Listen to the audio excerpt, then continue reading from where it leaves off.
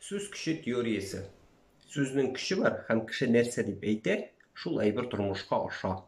Шуңа күрә сүзләреңне уйлап һәм нәрсә булачагын, моның артында нәрсә булачагын белеп әйтергә кирәк. Мәсәлән, без мәшһүр шәхесләребезне алсак, Муса Җәлилнең шундый шигыре бар. Ул балачагында язган, нәрсә ул батырлык, ул ватан өчен үлү дигән. Пожалуйста, пожалуйста. Нәрсә син сорадың? Ватаның өчен үлдең. Һәм Такташның бар бит инде бер шигыре, беренче кар белмим кайчан явар, тик үләрмен кебек мин ул көнне ертык бүлек шигырендә. Менә 4 декабрьдә вафат була. Пожалуйста. Илфак Шихаповның бар иде бит инде менә шигыре, бер Тәңре дәште таңда миңа, тор сиңа вакыт җитте дип. Илфак Шихапов таң алдыннан вафат булып безне ташлап китте. Шулай ук мәсәлән, мин бик күп тарихларны ишеткәнем бар теге кешеләр турында. Кешеләр кайвакыт теге үзәк өзгеч авыр эш вакытында әйтеп ташлыйлар. Менә бу эшне бетерсәм, үлсәм дә үкенмәс идем дип. Пожалуйста, ул эшне бетерә дә, кеше китеп тә бара. Шуннан бөтенесе алып торыйлар аның ул сүзен искә төшереп. Ә бит ул үзенә программа куйган иде, аның сүзен ишеттеләр, ул кеше үзен программалаштырды һәм менә сүзе чынга ашты. Шул ук Илфак Шихапов мәсәлән бит инде әйткән иде, газета сатуга керешкәч, бу эшем милләт өчен эшләгән, бәлки соңгы эшемдер дигән иде. Пожалуйста, ул синең соңгы эшең булып чыга. Һәм шулай ук мин менә бер дә яратмыйм Газиз Хакыйның Инкыйраз әсәрен, 200 елдан соң Инкыйраз дигән әсәрен яратып бетермим, чөнки ул менә милләткә бер программа куйган шикелле, милләтне бер кеше организмы дип куйсак, карасак, менә күпмедер елдан соң без инде бетәбез дип яшәгән төсле, ниндидер бер упкынга барган кебек күз алдыйбыз. Ул бүтән халыкларда да бар антиутопияләр.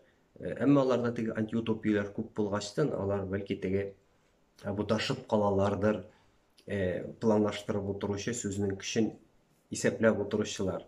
Алай да әле менә Америкада мәсәлән фильмнар төшерделәр, башня-близнецы җимерелә дип. Башня-близнецлар аларның җимерелде ахыр чиктә, барыбер шуңа барып җиттеләр. Бездә бер антиутопия шул халыкка таралган, халыкка билгеле, башкасы юк, шуңа күрә без шуңа гына карап яшибез. Минемчә, бу антиутопияне халык, милләтнең шушыга карап яшәмәсен өчен безгә ниндидер утопия да бәлки кирәктер. Менә утопия дип әйтүем инде куш тырнаклар эчендә менә безнең киләчәгебез якты, матур булачагын күрсәтә торган әсәр, безнең тормышка теге күзебезне ача торган, милләтнең күзен ача торган әсәр шулай ук кирәктер. Кызганыч, андый әсәр әлегә минемчә юк, менә хәзерге вакытта язылган, әмма ул кирәктер заманча. Шуңа күрә сүзләрне әйткәндә уйлап әйтергә кирәк, һәм шулай ук тагын бер әйберне исәптә тотарга кирәктер.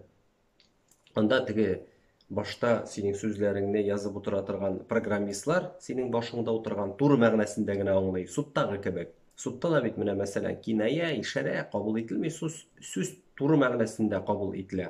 Монда да шулай, теге бер мәзәк бар бит, әби әйткән ди бер нәрсә телисең дигәч, түшәмәннән су ага икән дигәннән, я Рабби, бөтен тишек тышыкларым томалансын иде дигән.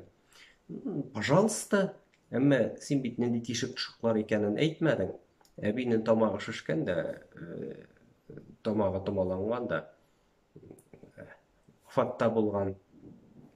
Шуңа күрә безгә ниндидер бер теге якты хыял тудыра торган әсәр кирәк, якты өметләр тудыра торган әсәр кирәк дөресрәге.